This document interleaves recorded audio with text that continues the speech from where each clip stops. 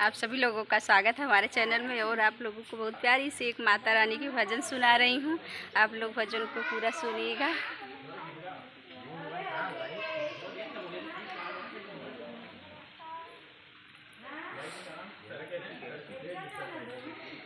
कि विंध्याचल नगरिया के टेढ़ी बाडगरिया टेढ़ी बाडगरिया कैसे धमवा जाई है मयरिया कैसे धमवा जाई है मयरिया कैसे धमवा जाई है मयरिया कैसे धमवा जाई।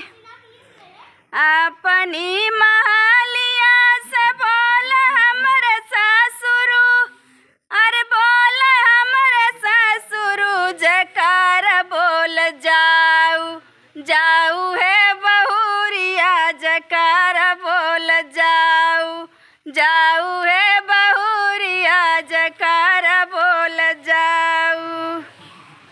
अपनी महलिया से बोल हमर ससुरु अरे बोल हमर ससुरु जकार बोल जाऊ है बहुरिया जकार बोल जाऊ है बहुरिया जकार बोल जाऊ।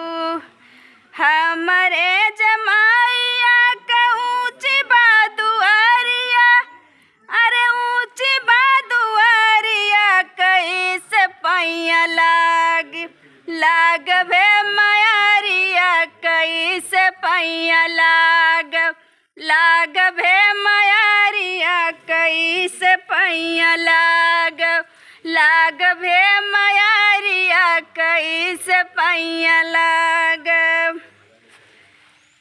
हाथवा में ली हो छोटी फूल कई डलरिया यार फूल कई डलरिया निहुरी पौआ लागी है बहुरिया निहुरी पौआ लागी है बहुरिया निहुरी पौआ लागी है बहुरिया निहुरी पौआ लागी।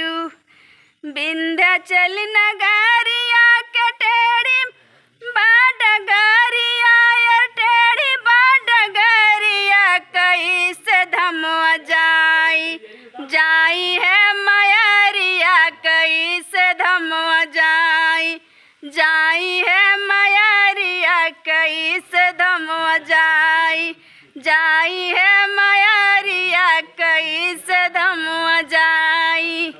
आप लोग बताइएगा भजन कैसी माता रानी की, और आप लोगों को पूरा वीडियो दिखा रही मंदिर की।